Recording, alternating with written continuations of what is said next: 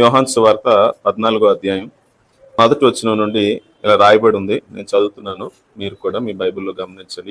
యేసుక్రీస్తు ప్రభు ఆయన మొదటిసారి ఈ లోకానికి వచ్చినప్పుడు 33.5 సంవత్సరాలు ఆయన జీవించినప్పుడు ఆయన చనిపోయారు, సిలువ చేయబడ్డారు, ఆయన సమాధి చేయబడ్డారు. అటు తర్వాత ఆయన ఆరోహణం అవటం కూడా మనం చూస్తాం.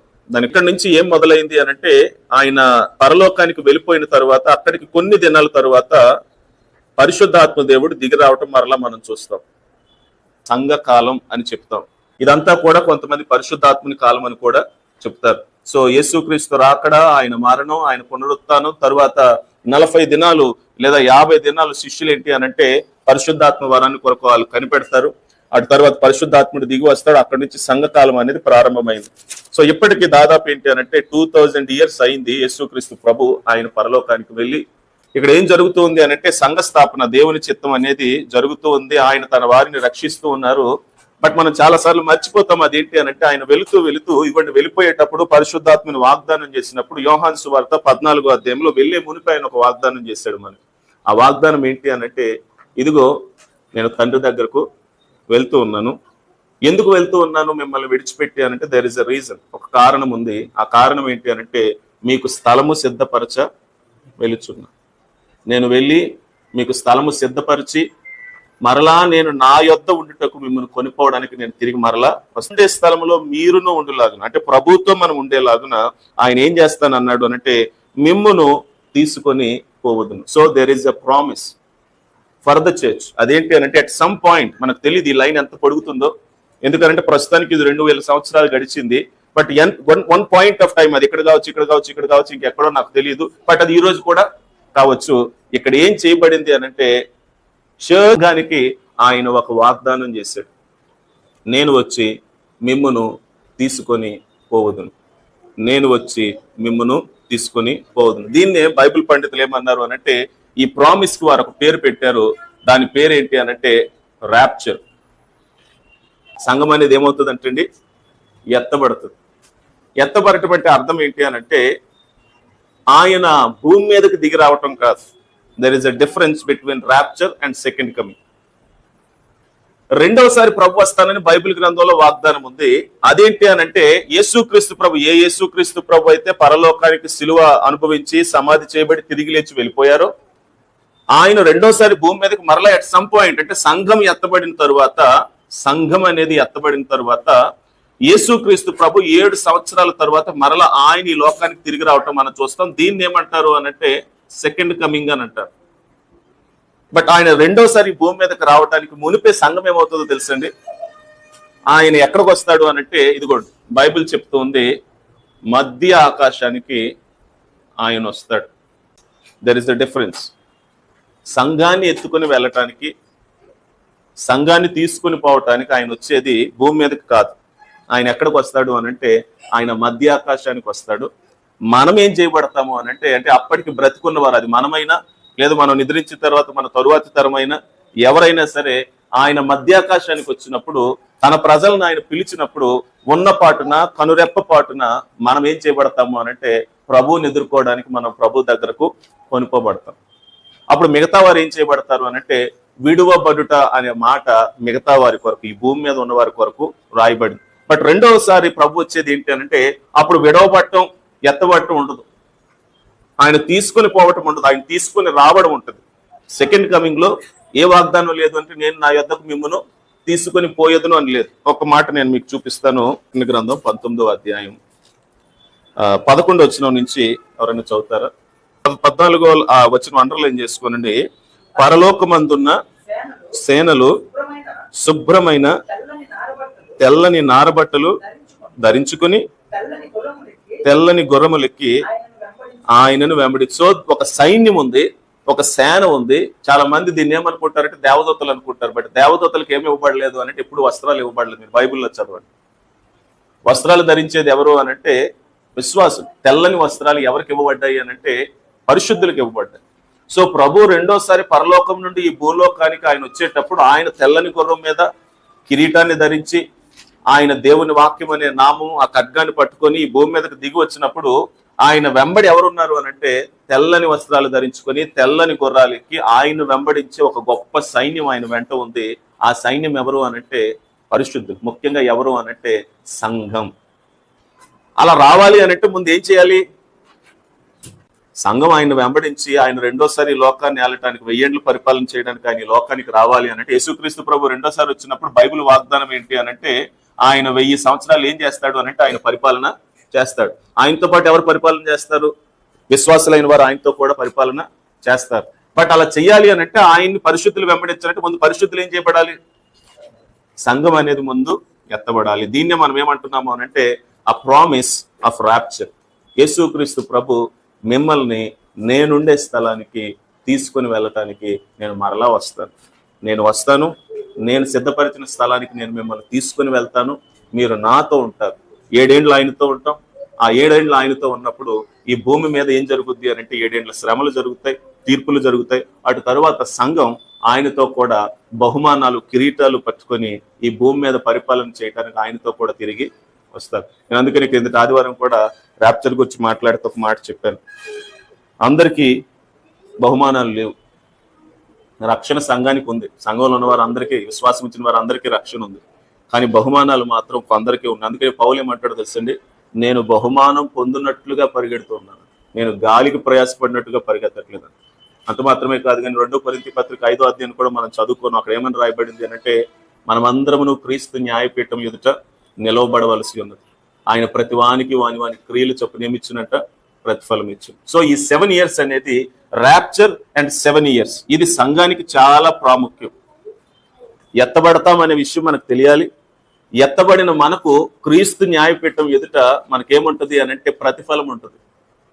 ఆ 7 ఏళ్ళు భూమి మీద ఏం జరుగుతుందో మనం తర్వాత మాట్లాడదాం. బట్ మనం ఫస్ట్ తెలుసుకోవాల్సింది ఏంటంటే at some point in this history, coming history, రాబోతున్న చరిత్రలో ఫస్ట్ జరిగే ఈవెంట్ ఏంటి అనంటే సంఘం అనేది ఎత్తబడటం చాలా అవసరం. ఎందుకంటే దెర్ ఇస్ అ ప్రామిస్.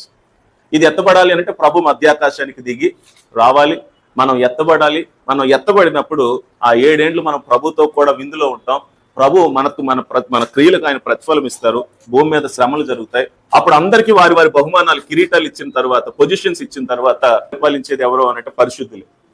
అప్పుడు మనం అసలైన లోకాన్ని చూస్తాం. ఆ లోకం ఏంటి అనంటే బైబిల్లో దాని గురించి పాత నిబంధన గ్రంథంలో చాలా అద్భుతమైన మాటలు ఉన్నాయి. నీతి నివసించే లోకం, క్రీస్తు పాలించే రాజ్యం, ఆయన చక్రవర్తులకు చక్రవర్తిగా, రాజులకు రాజు. అసలు ఆయనకు రాజులకు రాజుని ఎందుకు పేరు పెట్టబడిందో తెలుసండి? ఆయన పరిపాలన ఎలా చేస్తాడు అనంటే ఆయన డైరెక్ట్ గా చేయడు. ఈ ప్రపంచానికి ఆయన చక్రవర్తిగా ఉంటే ఆయన క్రిందన ఎవరు ఉంటారు అనంటే రాజులు ఉంటారు, ప్రధానులు ఉంటారు, అధికారులు ఉంటారు, ప్రభుత్వాలు, సైన్యం ఉంటుంది. ఎవరు ఇల్లంతా అనంటే ఇదిగోండి 20వ అధ్యాయం ప్రకారం ఆయన వెంబడించిన పరిశుద్ధులు. వారి అధికారాన్ని పట్టుకుని భూమి మీదకు మరలా దిగి వస్తారు. సో ఈ రోజు నేనేం చెప్పాలనుకున్నానంటే ఈ 7 years లో భూమి మీద ఏం జరుగుద్ది, పరలోకంలో ఏం జరుగుద్ది అనేది తర్వాత మాట్లాడదాం. రెండో రాకడ గురించి, 1000 ఏళ్ల పరిపాలన గురించి తర్వాత మాట్లాడదాం. So first event that is going to come is rapture. So ఈ రోజు మనం ఈ ర్యాప్చర్ గురించి మాట్లాడదాం. ఇంతకీ ర్యాప్చర్ అనేది ఉందా లేదా? చాలా మంది ఏమంటారో తెలుసండి, కల్పించిన కథ. చాలా మంది ర్యాప్చర్ని నమ్మరు. ర్యాప్చర్ అనేది సంఘానికి లేదు అని చాలా మంది అనుకుంటారు. బట్ ర్యాప్చర్ అనేది సంఘానికి ఇవ్వబడిన ఆ స్పెషల్ ప్రామిస్, ఒక ప్రత్యేకమైన వాగ్దానం. సో అది ఉందా లేదా, అది వాస్తవమా కాదా అనేది మొదటగా మనం చూద్దాం వాక్యంలో నుంచి. ఇంకొక విషయాన్ని కూడా చూద్దాం. అదేంటి అనంటే 7 సంవత్సరాల శ్రమకాలం ఉంది కదా, 7 years ఆఫ్ ట్రిబులేషన్ అని అంటారు. ఈ ట్రిబులేషన్ లో 3 రకాల వ్యూస్ ఉన్నాయి లేదా నమ్మకాలు ఉన్నాయి. బైబిల్ పండితులు కొంతమంది ఏమంటారు అనంటే సంఘం అనేది శ్రమ ప్రారంభం అవటానికి ముందే సంఘం ఎత్తబడుతుంది. దాన్ని ఏమంటారు అంటే ప్రీ ట్రిబులేషన్ ర్యాప్చర్ అని అంటారు. అంటే మనం ఎత్తబడిన తర్వాత ఈ భూమి మీద ఏం మొదలవుద్ది, శ్రమకాలం అనేది ప్రారంభం అవుతుంది. కొంతమంది ఏమంటారు అనంటే లేదండి, సంఘం అనేది మిడ్ ట్రిబులేషన్ అని అంటారు. అంటే శ్రమల్లో జరుగుతూ ఉండగా మధ్యలో 3.5 సంవత్సరాలు గడిచిన తర్వాత అప్పుడు సంఘం ఎత్తబడుతుందని కొంతమంది చెప్తారు. ఇంకొంతమంది ఏమంటారంటే ఇదంతా కాదండి, పోస్ట్ ట్రిబులేషన్ అండి. శ్రమలన్నీ అయిపోయిన తర్వాత ఇక ప్రభువు రావడానికి ఆయన గుర్రం అక్కడ ఎక్కుతూ ఉన్నాడు అనగా ముందు మనల్ని తీసుకెళ్తాడు. మనం వెళ్ళి ఆయన కలుసుకొని వెంటనే మనం కూడా ఆయనతో పాటు ఈ భూమి మీదకి ఏం చేయడానికి వస్తాం, వెళ్ళటం, వెంటనే మళ్ళీ వచ్చేయటం, పోస్ట్ ట్రిబులేషన్. కొంతమంది ఏమంటారు అంటే అసలు సంఘం ఎత్తబడదాం, ఆయన వచ్చి ఏం చేస్తాడు అంటే ఆయనే సంఘంతో కలిసి ఈ భూమి మీద పరిపాలన చేస్తాడని చాలా మంది చెప్తారు. బట్ నేను నమ్మే వ్యూ ఏంటి అని అంటే బైబిల్ నాకు అర్థమైనంత వరకు కొంతమంది దీన్ని ఇది అని చెప్తారు, కానీ నేను అర్థం చేసుకున్నంత వరకు దేర్ ఈస్ ఎ ప్రామిస్. సంఘానికి ఒక వాగ్దానం ఉంది. ఈ సంఘం ఇలా నడుస్తూ ఉండగానే, సువార్త జరుగుతూ ఉండగానే, మనుషులు మనల్ని ద్వేషిస్తూ హింసిస్తూ ఉండగానే ఏదో ఒక రోజు ప్రభు ఉన్న పాటున ఆయన మధ్యాకాశానికి దిగి వస్తాడు. ఆయన తన సంఘాన్ని తన కొరకు ఆయన ఏం చేస్తాడు అనంటే తీసుకొని వెళతాడు. అప్పటి నుంచి ఈ భూమి మీద ఏం మొదలవుద్ది అనంటే భయంకరమైన శ్రమ మొదలు కాబోతుంది. సరే, కొన్ని వచనాలు నేను మీకు చూపిస్తాను. తెస్సలోనీయులకు రాసిన మొదటి పత్రిక 1వ అధ్యాయం 10వ వచనం. దేవుడు మృతులలో నుండి లేపిన యేసు అనగా రాబో ఉగ్రత నుండి మనలను తప్పించుచున్న ఆయన కుమారుడైన యేసు. ఇక్కడ రాబోచున్న ఉగ్రత అనే మాట ఉపయోగించబడింది. ఆ మాట నిజానికి ఏంటి అనంటే ట్రిబులేషన్, రాబోతున్న దేవుని ఉగ్రత, రాబోతూ ఉన్న దేవుని యొక్క భయంకరమైన తీక్షణమైన పాత్ర. అందులో నుండి ఆయన ఎవరిని తప్పిస్తానని వాగ్దానం చేశాడు అనంటే ఆయన తన సంఘాన్ని తప్పిస్తానని వాగ్దానం చేశాడు. ఇక్కడ మీరు బాగా గమనించాల్సిన లేదా పట్టుకోవాల్సిన ఒక మాట ఏంటి అనంటే దేవుని ఉగ్రత. నాదొక డౌట్ ఏంటి అనంటే ట్రిబులేషన్ లో సంఘం అనేది ఉంటది అని నమ్మేవారు దేవుని ఉగ్రత ఒక విశ్వాసి ఎలా అనుభవిస్తాడో కూడా ఎక్స్ప్లెయిన్ చేయాలి లేదా ఆలోచించాలి. ఇప్పుడు నేను నా పిల్లలు శ్రమ పడకూడదని, నా పిల్లలు ఇబ్బంది పడకూడదని, కష్టపడకూడదని నా సాయశక్తిలో ప్రయత్నం చేసి కష్టపడి చెమట వచ్చి వారికి ఒక ఆస్తి, ఒక ఇల్లు, ఒక మంచి సంపద, సుఖంగా బ్రతకడానికి నేను సంపాదించిన తర్వాత దాన్ని వారికి ఇచ్చేసిన తర్వాత వారు ఇంక శ్రమ పడతారా? వాళ్ళ చేతిలో ఆస్తి ఉంది, ఇల్లు ఉంది, వసతులు అన్నీ ఉన్నాయి.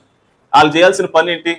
లేదా వాళ్ళకున్న ప్రివిలేజ్ ఏంటి? ఇప్పుడు ఒక 100 కోట్లు సంపాదించాను అనుకోండి, 200 కోట్లు, 1000 కోట్లు, 10,000 కోట్లు సంపాదించాను అనుకోండి, అంత లేదు. బట్ సంపాదిస్తే వాళ్ళు మరలా కష్టపడాల్సిన అవసరం లేదు, మరలా ఉద్యోగం చేయాల్సిన అవసరం లేదు. ఎందుకు ఈ మాట చెప్తున్నానంటే బైబిల్లో విశ్వాసులకు దేవుని ఉగ్రత అనేది ఎప్పుడూ లేదు. పనిష్మెంట్ వేరు, ఉగ్రత వేరు. పిల్లలు కొడతాం కానీ ఉగ్రత చూపించు.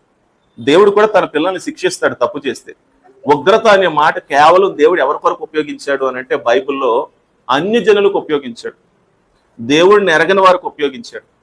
ఇది కూడా ఎప్పుడు అనంటే ఆయన ఈ భూమి మీదకి రెండవ రాకడ ప్రారంభమైనప్పుడు. రెండవ రాకడ అనేది ఎప్పుడు ప్రారంభం అవుతుంది అనంటే సంఘం ఎత్తబడటంతో ప్రారంభం అవుతుంది. ఆయన రావడంతో రెండవ రాకడ ముగిస్తుంది. దాని గురించి కూడా నేను తర్వాత మాట్లాడతాను.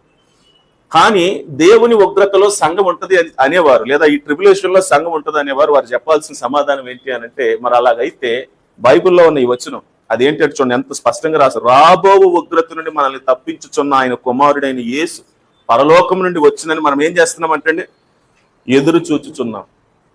ఎదురు చూచుటకు మీరు ఎలాగూ దేవుని వైపు తిరిగిరు. ఇది నరకం అండి, నరకం నుంచి తప్పించబడటానికి వచ్చని చాలా మంది చెప్తారు. బట్ ఇది నరకాన్ని గురించి మాత్రమే అయితే ఒకవేళ సంఘం అనేది దేవుని ఉగ్రతలో 7 years ఉందనంటే అప్పుడు కూడా మనం ఇండైరెక్ట్ గా ఒప్పుకోవాల్సింది ఏంటి చెప్పండి? మీరు 7 years గురించి చదివితే మీకు ఇదంతా బాగా అర్థం. ఎందుకు 7 years అంటే ఏంటో తెలుసండి బైబిల్లో? ఈ 7 years లో ఏముంటది అనంటే మీరు ప్రకటన గ్రంథం 4వ అధ్యాయం నుంచి మీరు చదువుతూ ఉంటే నేను ఇంతకు ముందు 4 గుర్రాల గురించి కూడా చెప్పాను. నేను మొదటిగా క్రీస్తు విరోధి పరిపాలనలో సంఘం ఉండాలి. అంటే సాతానే క్రీస్తు విరోధిని లేపి ఆ క్రీస్తు విరోధితో ఈ భూమి మీద 7 ఏళ్ళు పరిపాలించబోతూ ఉంటే ఆ పరిపాలనలో సంఘం ఉండాలి. దేవుడు తన ప్రజల్ని క్రీస్తు విరోధి పాలన క్రింద ఎందుకు ఉంచుతాడు? రెండో విషయం, అక్కడ ఏముంటది అనంటే కరువు, యుద్ధం, భూకంపాలు, మరణం చాలా ఉంటాయి. ఇక్కడతో మాత్రమే కాదు, కానీ తరువాత మీరు చూస్తే 7 పాత్రలు, 7 బోరలు. ఒక్కొక్క పాత్ర, ఒక్కొక్క బోర ఊదిన తర్వాత భూమి మీదకి పరలోకంలో నుండి శ్రమ రావటం, పరలోకం నుండి భయంకరమైన తెగుళ్ళు, భయంకరమైన అనారోగ్యాలు. సో 7 years అనేవి జనరల్ గా మీరు ప్రకటన గ్రంథం మనం తర్వాత వెళ్ళినప్పుడు చూస్తాం. ఏంటి అనంటే దేవుడు రివెంజ్ తెచ్చుకుంటున్నాడు ఒక రకంగా. ఎవరి మీద? మనుషుల మీద. దేవుడు కూడా తీర్చుకుంటాడు రివెంజ్. బట్ చాలా ఆగి ఆగి ఆగి ఓర్చుకొని ఈ భూమికి ఆయన రివెంజ్ తీసుకునే సమయం ఒకటి రాబో. ఈ రోజు మనకు అనిపిస్తుంది ఇంత దారుణం చేస్తున్నారు కదా, దేవుడు ఏం చేయట్లేదు ఏంటి? ఇంత అన్యాయం చేస్తున్నారు కదా, దేవుడు చేయట్లేదు ఏంటి? బట్ దేవుడు రివెంజ్ తెచ్చుకునే సమయం బైబిల్లో మీరు ఎప్పుడన్నా దేవుని రివెంజ్ ఎలా ఉంటుందో చూడాలి అనుకుంటే మనం ఏం అర్థం చేసుకోలేదు తెలుసు. ఈ 7 years మనకి అర్థం కావు. బట్ నా పాయింట్ ఏంటి అని అంటే, మరి ఆయన రివెంజ్ తీసుకునే ఈ పీరియడ్ లో సంఘం ఉంది అని అంటే, మనం కూడా అవన్నీ అనుభవిస్తున్నాం అని అంటే దాని అర్థం ఏంటి? దేవుడు తన పిల్లల మీద రివెంజ్ తీసుకుంటాడా? It doesn't make any sense. ఇదే మొదటి తెస్సలోనీయులకు రాసిన పత్రిక 5వ అధ్యాయం మొదటి వచనం నుంచి ఎవరైనా చదువుతారా? చూడండి, ప్రభు వచ్చును అని చెప్పలేదు.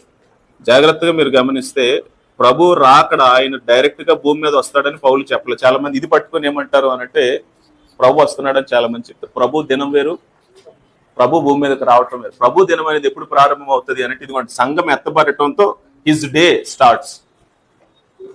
అది ఎప్పుడు ముగుస్తుంది అనంటే, ఆయన ఈ భూమి మీద మరలా కాలు పెట్టినప్పుడు. దీన్ని అంతటినీ కూడా పాత నిబంధన గ్రంథాలు ఏమన్నారు అనంటే, ఆయన ఒక డే పెట్టుకున్నాడు. దేని కొరకు అనంటే మనుషులకు రెవెంజ్ తెచ్చుకోవడానికి. చాలా మంది ఆ డేని ఏమంటారు అనంటే 1 day అని అంటారు. But it is not 1 day.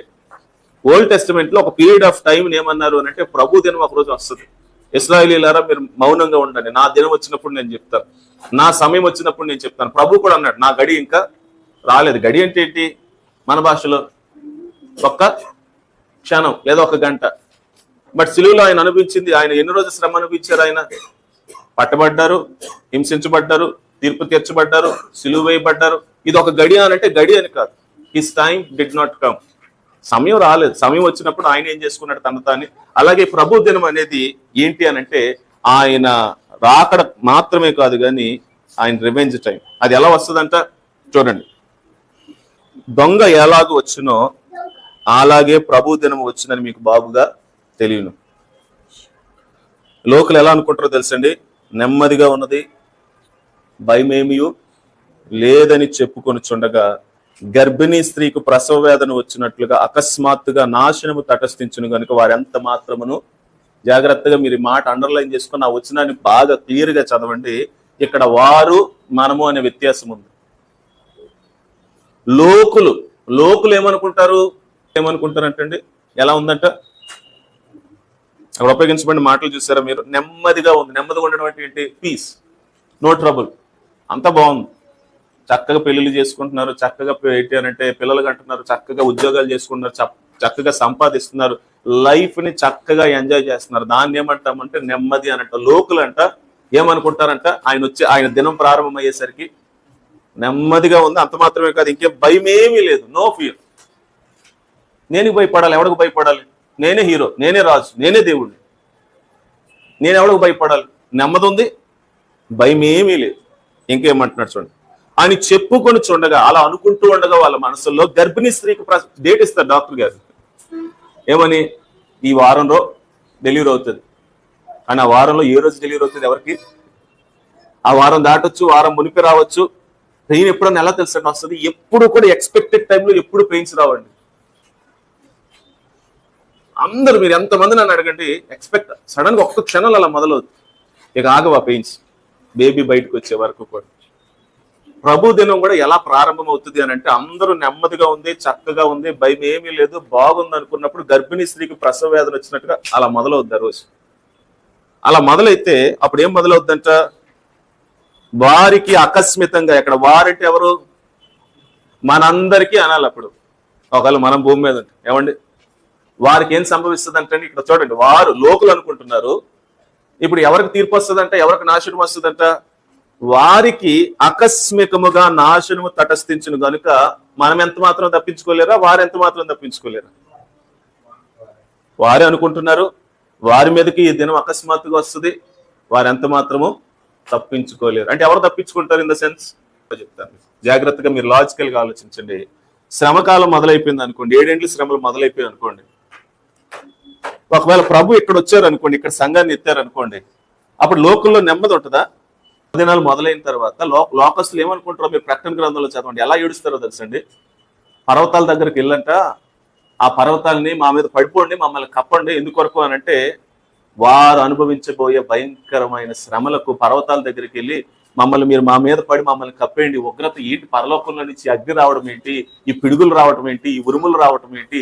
ఈ వైరస్ ఏంటి? ఈ జబ్బులు ఏంటి? ఈ యుద్ధాలు ఏంటి? ఈ బాంబులు ఏంటి పరిస్థితి అని పర్వతాల దగ్గరికి వెళ్ళి ప్రజలు గుండెలు బాదుకుని ఏడుస్తారు. కాబట్టి ఈ శ్రమ దినం మొదలైన తర్వాత అప్పుడు ఏముండదు? లోకంలో నెమ్మది ఉండదు, సమాధానం ఉండదు, మిగిలేదంతా ఏంటంటే భయం.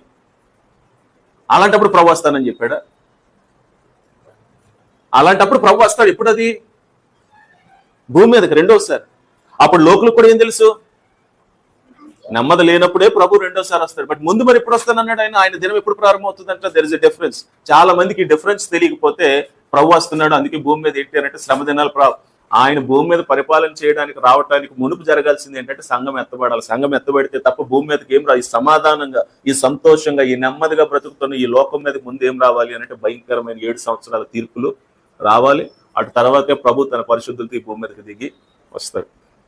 4వ వచనం చూడండి, అంటున్నాడు, సహోదరులారా, ఆ దినము దొంగ వల్లే మీ మీదకి వచ్చినప్పుడు మీరు చీకట్లో ఉన్నవారు కాదు. వారికి అది ప్రమాదం, బట్ మనకేం కాదు, మనకు అది ప్రమాదం కాదు. మీరందరూ వెలుగు సంబంధులు, పగటి సంబంధులై ఉన్నారు, మరియు రాత్రి వారము కాము, చీకటి వారము కాము. కావున ఇతరుల వల్ల నిద్రపోక మెలకువగా ఉండి మత్తులు కాక యుందుము.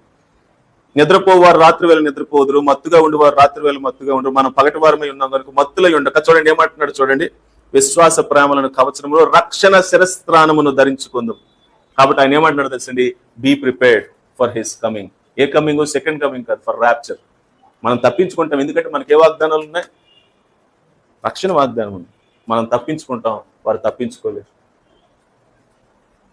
టైం అవుతుంది, ప్రార్థన కూడా మనం చేయాలి, కాబట్టి నేను త్వరగా ముగిస్తాను. సో 2 వచనాలు మీకు జ్ఞాపకం చేశాను. మొదటి తెస్సలోనికీయులకు రాసిన పత్రిక 1వ అధ్యాయం 10వ వచనం, అలాగే మొదటి తెస్సలోనికీయులకు రాసిన పత్రిక 5వ అధ్యాయం 4-5 వచనాలు. ఈ 2 వచనాలతో పాటు ఒక 2 ఉదాహరణలు కూడా నేను మీకు చెప్తాను. యేసుక్రీస్తు ప్రభు ర్యాప్చర్ని ఎక్స్ప్లెయిన్ చేయడానికి ఆయన 2 క్లాసికల్ ఎగ్జాంపుల్స్ ఉపయోగించారు. నేను ఆ క్లాసికల్ ఎగ్జాంపుల్స్ నేను చెప్తాను. సో 2 వచనాలు నేను చెప్పాను. మొదటిది ఏంటంటే మొదటి తెస్సలోనికీయులకు రాసిన పత్రిక 1వ అధ్యాయం 10వ వచనం, అలాగే 5వ అధ్యాయం 3-4 వచనాలు. 2 ఎగ్జాంపుల్స్ కూడా నేను చెప్తాను. మొదటిది నోవహు, రెండవది లోతు. వీరిద్దరు ఉదాహరణలు కూడా ప్రభు ర్యాప్చర్ గురించి బైబిల్లో వాడారు. చూడండి, మత్తయి సువార్త 24వ అధ్యాయం. మీకు ఈ 2 ఉదాహరణలు, ఈ 2 వచనాలు అర్థమైతే మీకు ర్యాప్చర్ మీద ఒక రకమైన అవగాహన వచ్చినట్టు. ఇంకా చాలా ఉన్నాయి, బట్ ఈ 2 ఉదాహరణలు, ఈ 2 వచనాలు చాలా వరకు మనకు క్లారిటీని ఇస్తాయి. యేసుక్రీస్తు ప్రభు ర్యాప్చర్ గురించి మాట్లాడుతూ మత్తయి సువార్త 24వ అధ్యాయంలో 36వ వచనం నుంచి ఎవరైనా చదువుతారా? మనుష్య కుమారుడు యేసుక్రీస్తు రాకడను గురించి, అంటే ఆయన రాకడ ప్రారంభాన్ని గురించి ఆయన ఉపయోగించిన ఎగ్జాంపుల్ ఏంటి? ఆ దినాలు ఎలా ఉంటాయి అంటే దాన్ని ఎవరితో పోల్చారు?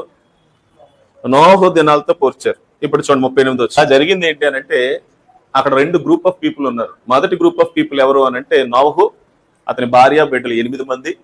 సెకండ్ గ్రూప్ ఆఫ్ పీపుల్ ఎవరు అని అంటే ఆ కుటుంబం చెప్పిన మెసేజ్ నమ్మకుండా, వారు ప్రకటిస్తున్న సువార్తను నమ్మకుండా, పిచ్చోడివి నువ్వు, దేవుడు వర్షాన్ని పంపించడం ఏంటి, భూమిని ముంచేయటం ఏంటి, మేము దేవునికి భయపడటం ఏంటి అని ఆయన తృణీకరిస్తూ ఆయన రక్షణ వారిని సిద్ధం చేసుకుంటూ ఉన్నాడు.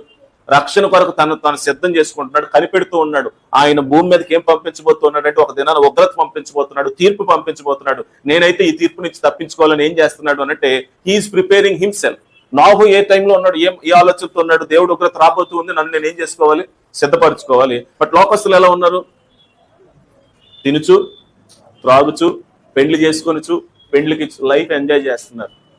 ఎందుకు? వారికి ఏం లేదు, తీర్పు రాబోతుందనే ఆలోచన లేదు. సడన్ గా జరిగింది ఏంటో తెలుసండి, 39 వచ్చిన జలప్రలయం వచ్చి అందరినీ కొట్టుకొని పో వరకు ఎరుగకపోయింది. సో వారికి తీర్పు అనే కాన్సెప్ట్ ఎప్పుడు తెలుసో తెలుసండి, తీర్పులో ఉన్నప్పుడే తెలుసు. అప్పటి వరకు లోకస్తులకు తీర్పు అనే కాన్సెప్ట్ తెలియదు. బట్ నా పాయింట్ ఏంటి అనంటే ఆయన ఎందుకు నోహు దినాలతో పోల్చాడు అనంటే ఇక్కడ కూడా ఈ భూమి మీద రైట్ నో 2 కుటుంబాలు ఉన్నాయి. మొదటిది యేసుక్రీస్తు కుటుంబం, రక్షణ పొందుకొని ఉగ్రతను తప్పించుకొని ఆయన దేవుడు ఈ లోకానికి తీర్పు తీర్చబోతూ ఉన్నాడు, 7 ఏళ్ళు భయంకరమైన శ్రమలు రాబోతూ ఉన్నాయి అని ఆ తీర్పులు తప్పించుకోవటానికి ప్రభు కొరకు కనిపెడుతున్న గుంపు ఒకటి ఉంది. మరొక గుంపు ఉంది. ఆ గుంపుకి ఏం లేదో తెలుసండి, దేవుడా.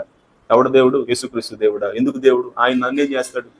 ఆయన నేను నమ్ముకోకపోతే ఆయన నన్ను శిక్షిస్తాడా అని వెర్రిగా. అందుకనే పౌలు అంటాడు కదండి, సిలువంట నశించుతున్న వారికి ఎలా ఉందంటండి, వెర్రితనంగా. రక్షింపబడుచున్న మనకు దేవుని శక్తి ఉంది.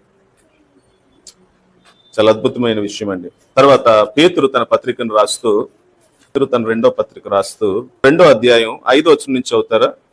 సో ఇది మొదటి ఉదాహరణ మనం చూసేసాం. సో భక్తిహీనులకు తీర్పు ఉంది, కానీ భక్తి పరులకు ఏముందంటే తీర్పు నుంచి విడుదల ఉంది. తర్వాత ఉదాహరణ చూడండి, అద్భుతం అండి. ఇంతకన్నా మరి ఉదాహరణ అవసరం లేదు. లోతు కూడాను ఎక్కడ బ్రతికాడు అంటండి? సొదొమ గొమొర్రా పట్టణంలో బ్రతికాడు. అక్కడ ఉన్నవారు ఎలాంటి ప్రవర్తన కలిగిన వారంట? భయంకరమైన కామ వికారాల చేత బ్రతుకుతున్నవారు. వారి కామ వికారాలు లేదా వాళ్ళ అవినీతికి, వారి దుర్మార్గతకి లోతు బ్రతికినంత కాలం బాధపడుతూనే బ్రతికాడు. ఎప్పటి వరకు బాధపడుతూ బ్రతికాడో తెలుసండి? దేవదూత వచ్చి తన చెయ్యి పట్టుకొని తన సేఫ్ గా బయటకు తీసుకొచ్చే వరకు బాధపడ్డాడు. బట్ ఎప్పుడైతే బయటకు తీసుకొచ్చాడో అప్పుడు ఏం మొదలైందండి? సొదొమ గొమొర్రాకు బూడిద. ఈ రోజు కూడా సొదొమ గొమొర్రాలో మిగిలింది బూడిద. Even still today. మనం ఇప్పుడు రీసెంట్ గా సొదొమ గొమొర్రా పట్టణాలు ఇవే అని ఎవరో రీసెర్చ్ చేసి చూపించారు. ఈ రోజు కూడా అక్కడ ఉన్నది ఏంటి అంటే యాషెస్. ఒక్క మొక్క గాని, ఒక విత్తనం గాని ఈ రోజు కూడా అక్కడ పుట్టట్లేదు. దేవుడు దాన్ని ఎలా ఉంచాడంటే దృష్టాంతంగా ఉంచాడంట. మనుషులందరూ కూడాను దేవుడు తీర్పు తీర్చబోతున్నాడు. అవినీతి పరులకు, దుర్మార్గులకు, భక్తిహీనులకు దేవుడు తీర్పు తీర్చబోతున్నాడు అనడానికి ఆ స్టోరీని ఒక దృష్టాంతంగా ఉంచాడు. సో నా పాయింట్ ఏంటి అంటే, ఎందుకు మనం భక్తి చేస్తున్నాం, ఎందుకు మనం యేసుక్రీస్తుని వెంబడిస్తున్నాం? అసలు సంఘానికి ఉన్న గొప్ప ఆధిక్యత ఏంటంటే, మనం చాలాసార్లు ఈ ప్రామిస్ మర్చిపోయాం. We have a promise. మనకు ఒక అద్భుతమైన వాగ్దానం ఉంది. అందుకే 14వ అధ్యాయంలో నేను చదివాను. ప్రభు చెప్పాడు 3వ వచనం, 14వ అధ్యాయం 3వ వచనం, నేను వెళ్ళి మీకు స్థలాన్ని సిద్ధపరుస్తూ ఉన్నాను, నేను మరలా వస్తాను, నేనుండే స్థలంలో నేను మిమ్మల్ని కూడా నాతో కూడా ఏం చేస్తాను, నేను మిమ్మల్ని అక్కడ తీసుకుని పోయేది. మనం ఎందులో ఉండం? మనం రాత్రి సంబంధం కాదు, చీకటి సంబంధం కాదు. లోకులు ఏమనుకుంటారో తెలుసంటే, నెమ్మదిగా ఉంది, సమాధానంగా ఉంది, సంతోషంగా ఉంది అనుకునేటప్పుడు వారికి తీర్పు మొదలవుతుంది. అప్పుడే మనకి ఏం మొదలవుతుందో తెలుసండి? నెమ్మది. నోహు అప్పటి వరకు ఇబ్బంది పడ్డాడు, లోతు కూడా అప్పటి వరకు ఇబ్బంది పడ్డాడు. తీర్పు మొదలైనప్పుడు వీరిద్దరూ తప్పించుకున్నారు. తీర్పు ఎవరు అనిపించారు? అందుకని యేసుక్రీస్తు ప్రభు మరొక ఉదాహరణ కూడా చెప్పారు. ఇద్దరు పొలంలో ఉంటారు, ఒకరు ఎత్తబడతారు, ఒకరు విడవబడేవారు ఉన్నారు. ఇద్దరు తిరుగటి విసురుతూ ఉంటారు, ఒకరు ఎత్తబడతారు, ఒకరు విడవబడతారు. ఇది అనగనగా చెప్పే కథ కాదు. ఈ రోజు భక్తి చేస్తున్నా, నమ్మకంగా సువార్త ప్రకటిస్తూ, లోకాన్ని హెచ్చరిస్తూ, ఇదిగో తీర్పు రాబోతోంది, పాపానికి తీర్పు ఉంది, మనిషి బ్రతుకు, మనిషి అవిధేయతకు, మనిషి భక్తిహీనతకు తీర్పు ఉందని మనం ప్రకటిస్తూ ఉన్నాం. వారు నమ్మొచ్చు, నమ్మకపోవచ్చు. నమ్మితే మంచిది. ఎందువరకు అంటే ఈ తీర్పు భయంకరమైన తీర్పు నుంచి మనం తప్పిస్తున్నాం. బట్ నమ్మకపోతే వారికి ఏముంది అన్నట్టు భయంకరమైన తీర్పు ఉంది. అదే మనకేం తెలియజేస్తుందో తెలుసండి? మనకు రక్షణ ఉంది. కాబట్టి మనం నిరీక్షణ లేని వారం కాదు, మనకు నిరీక్షణ ఉంది. ఆ నిరీక్షణ ఏంటి అంటే, రాబోతున్న ఉగ్రత నుండి ప్రభు మనల్ని ఎలా తప్పించబోతున్నాడు అంటే, ఆయన మధ్యాకాశానికి వచ్చి తన వారందరినీ ఆయన పోగు చేసి తన దగ్గరకు ఆయన తీసుకుని వెళ్ళి తన సింహాసనం ముందు పెట్టుకొని ఆయన మనల్ని ఏం చేయబోతున్నాడు అని అంటే, మనకు బహుమానాలు ఇవ్వబోతున్నాడు. ఆ సమయంలో ఈ భూమి మీద భయంకరమైన ఉగ్రత రాబోతుంది, మనుషులు అనుభవించబోతున్నారు. సో ప్రార్థన చేసుకుని అంత్య దినాల్లో ఈ సత్యాలు మనకు తెలియడం చాలా అవసరం. మనం భక్తి చేసేటప్పుడు, మనం దేవుని వెంబడిస్తున్నప్పుడు ఈ వాగ్దానాలు మనల్ని ఎంతో ప్రోత్సహిస్తాయి. అవును, మన ప్రభు మన కొరకు రాబోతున్నాడు, ఆ మధ్యాకాశానికి వచ్చి మనల్ని తీసుకొని వెళ్ళబోతుంది. మనం ఆయనతో ఉంటాం. మనం ఈ లోకంలో దేవుని ఉగ్రతలో మనం పాలివారం కాము. ఉగ్రత నుంచి తప్పించబడిన వారు. మన సంతోషంతో మనం భక్తి చేయాలి. ప్రార్థన చేసుకుందాం. ప్రార్థన